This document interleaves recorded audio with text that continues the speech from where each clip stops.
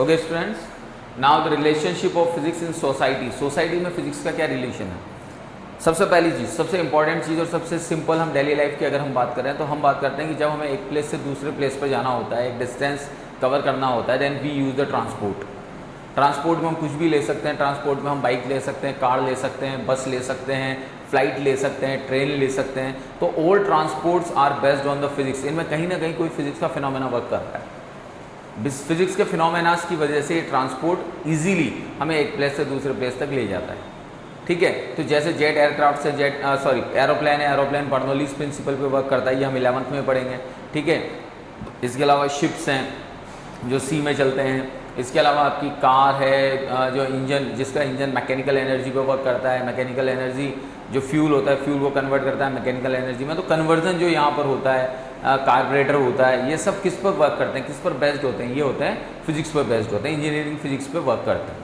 Okay, इसके अलावा हम बात करते हैं, ये तो हुई अर्थ की बात। इसके अलावा हम बात करते हैं जैसे फॉर एग्जांपल जैसे मून पे एस्ट्रोनॉट्स जाते हैं, तो मून पर जाने के लिए वो दे यूज़ द सैटेलाइट्स और स्पेस क्राफ्ट। तो space craft works on the physics. इनके अंदर जो छोटे छोटे पार्ट्स होते हैं, वो हर पार्ट फिजिक्स के किसी न किसी प्रिंसिपल पर वर्क करता है। अब आते हैं हम कम्युनिकेशन पे। तो कम्युनिकेशन के अंदर जितने भी कम्युनिकेशन डिवाइसेज हैं, जैसे फॉर एग्जांपल मोबाइल है, टेलीफोन है, रेडियो है, टेलीविज़न है, these all are the based on the physics.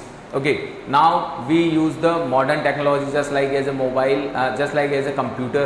Computer is used for giving the information of all about the world and others. तो कहने का मतलब ये हो गया कि all fields, all parts of our daily life are influenced by physics. किसी न किसी तरह से वो फिजिक्स से इन्फ्लुएंस्ड हैं। हम जो भी सुबह से लेकर और इवनिंग तक एक्टिविटीज़ करते हैं, उन एक्टिविटीज़ में मोस्टली जो पार्ट्स होते हैं वो कहीं ना कहीं किस पर वर्क करते हैं? वो करते हैं फिजिक्स पर वर्क। तो यहाँ पर हम ये कह सकते हैं कि जो सोसाइटी के लिए सबसे इम्पोर्टेंट रोल प्ले कर रहा है, साइंस के लिए अगर कोई ब्रांच रोल प्ले कर रही है तो वो है फिजिक्स। बिकॉज फिजिक्स के अंदर ऐसा कोई भी यूँ कह सकते हैं फिनोमेना नहीं है, या ऐसा कोई भी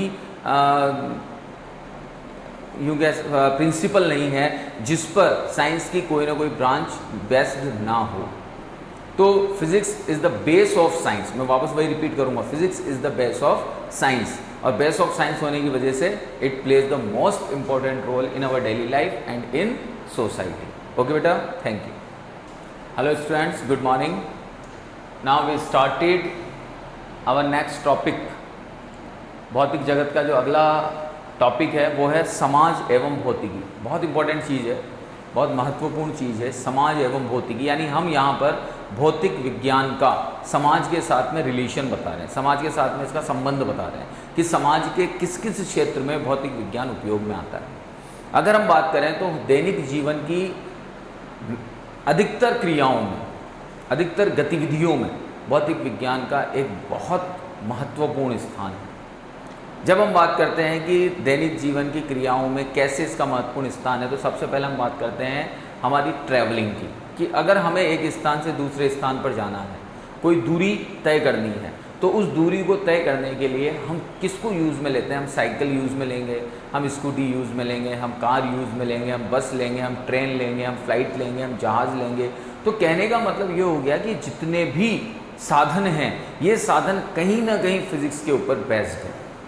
इनमें कहीं ना कहीं फिजिक्स का कोई सिद्धांत काम कर रहा है, इनमें कहीं ना कहीं फिजिक्स का कोई प्रिंसिपल वर्क कर रहा है। जैसे हम बात करते हैं कार की, बाइक की, इनके अंदर हम पेट्रोल डालते हैं, ईंधन डालते हैं। तो ये ईंधन क्या करता है? ईंधन कन्वर्ट होता है मैकेनिकल एनर्जी में, और मैकेनिकल एनर्जी की वजह से वो वाहन चलता है। जो जेट होते हैं या प्लेन होते हैं, ये प्लेन बर्नौली प्रिंसिपल पर वर्क करते हैं, ये हम 11th में ही पढ़ेंगे।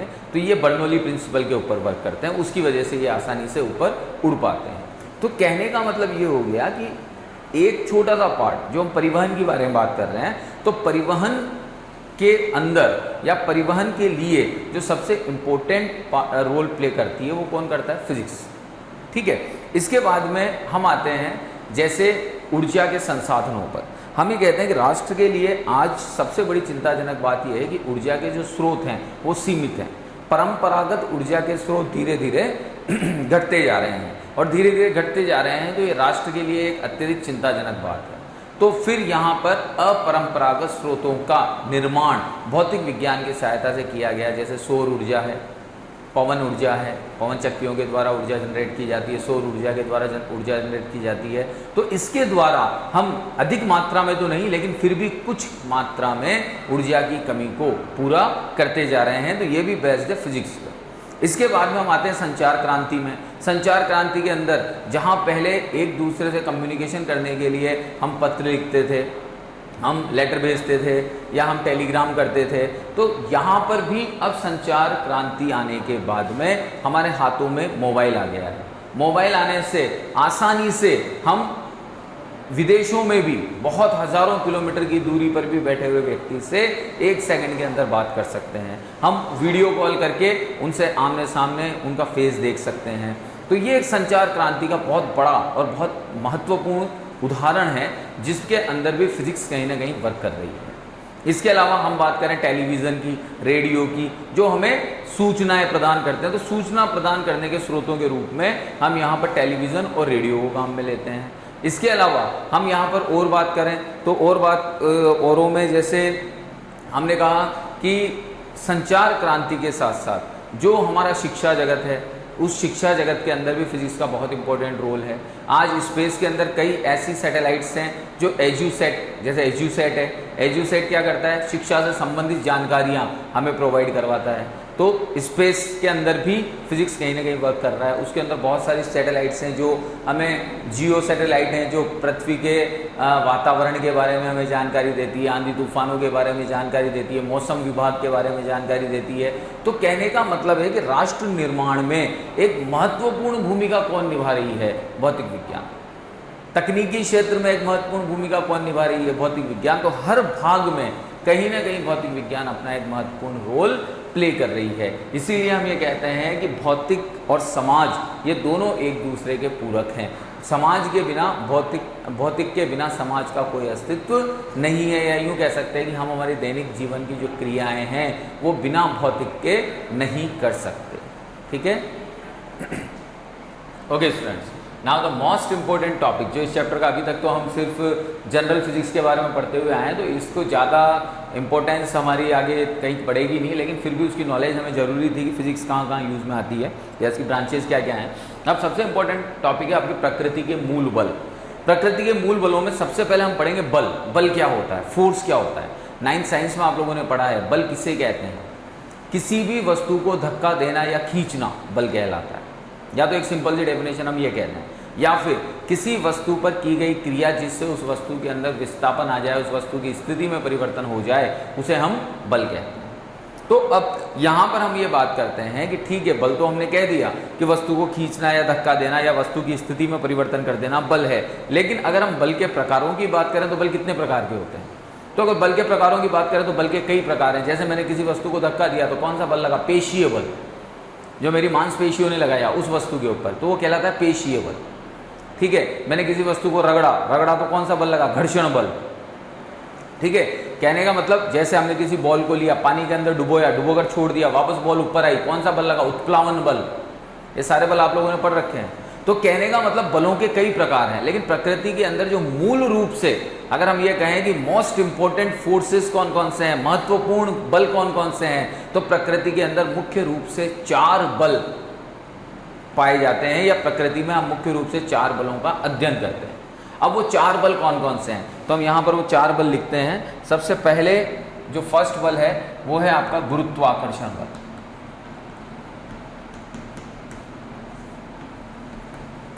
गुरुत्वाकर्षण बल, इस गुरुत्वाकर्षण बल को हम कहते हैं ग्रेविटेशनल फोर्स।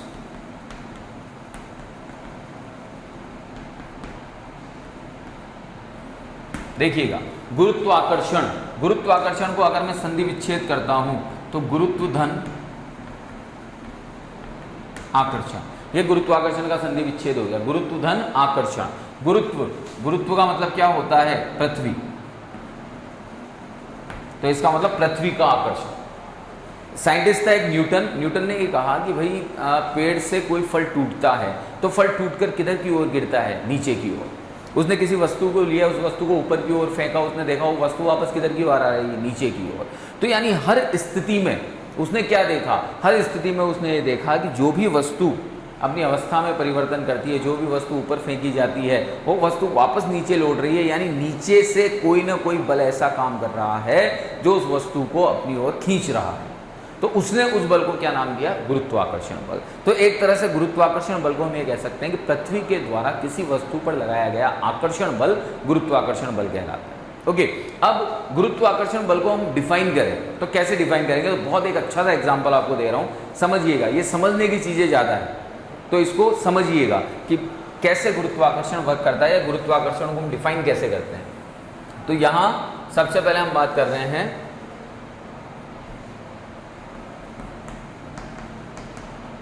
गुरुत्वाकर्षण बल की। गुरुत्वाकर्षण बल का एक बहुत अच्छा सा एग्जांपल हम लेते हैं, यह है अर्थ, पृथ्वी। इस पृथ्वी पर लगा हुआ है एक पेड़, इस पेड़ पर लग रहा है एक फल, ठीक है। यह फल टूटा और टूटकर किधर की ओर गिरा, पृथ्वी की ओर, ठीक है। यह पूरी पृथ्वी कहाँ स्थित है, ब्रह्मांड में। कहाँ स्थित है, ब्रह्मांड में। तो यहां पर हम ये कहते हैं कि भाई ब्रह्मांड के सापेक्ष पृथ्वी भी एक वस्तु है। भाई ब्रह्मांड तो बहुत विशाल है, तो पृथ्वी उसके सापेक्ष एक कण हुआ।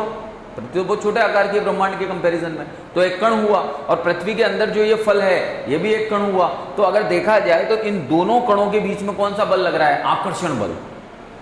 ये दोनों कण एक दूसरे पर कौन सा बल लगा रहे हैं, आकर्षण। आकार में बड़े होने के कारण से पृथ्वी फल की ओर नहीं जा सकती, लेकिन फल छोटा होने के कारण, हल्का होने के कारण पृथ्वी की ओर आ जाता है।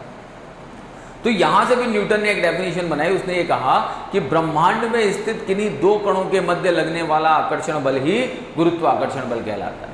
यानी अगर ब्रह्मांड में दो कण हैं और उन दो कणों के बीच में कोई आकर्षण बल काम कर रहा है तो उस आकर्षण बल को ही हम कौन सा बल कहते हैं, गुरुत्वाकर्षण बल कहते हैं।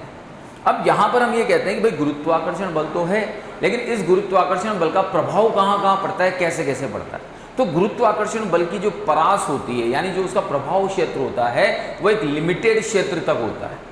जैसे अगर हम लेयर्स की बात करते हैं, वायुमंडल में कितनी परतें होती है, 5। शोभ मंडल, समताप मंडल, ओजोन मंडल, आयन मंडल और बहिर्मंडल। जब हम किसी भी वस्तु को ऊपर की ओर फेंकते हैं तो जो मैक्सिमम ग्रेविटेशन होता है वो शोभ मंडल तक होता है, और शोभ मंडल की ऊंचाई पृथ्वी से 15 से 18 किलोमीटर तक की होती है। उसके बाद गुरुत्वाकर्षण का मान धीरे धीरे क्या होता जाता है, कम। और आपको ध्यान भी होगा और छोटी क्लासेस में भी आपने पढ़ा होगा कि अंतरिक्ष के अंदर गुरुत्वाकर्षण 0 हो जाता है। और यही कारण है कि वहां पर जब अंतरिक्ष यात्री जाते हैं तो उनका वजन 0 हो जाता है, भारहीन हो जाते हैं। उनके पैर वहां सतह पर नहीं टिकते, वो हवा में ही उड़ते रहते हैं। तो कहने का मतलब यह है कि गुरुत्वाकर्षण का जो परास है, जो प्रभाव है, परास को बोलते हैं प्रभाव क्षेत्र, रीजन, कि इसका रीजन कितना है।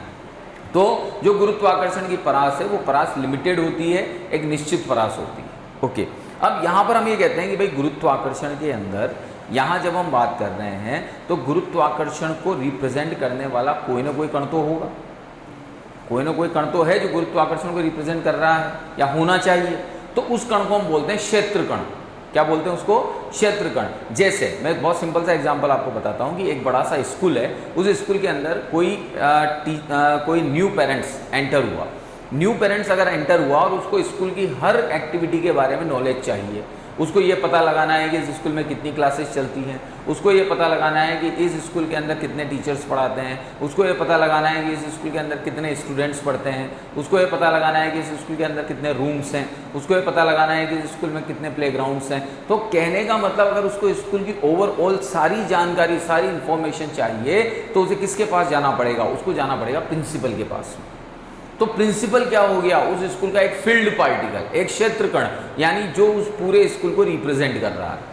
उसी तरह से गुरुत्वाकर्षण को रिप्रेजेंट करने के लिए जो क्षेत्र कण जरूरी होता है वो होता है ग्रेविटॉन। उसको हम बोलते हैं ग्रेविटॉन।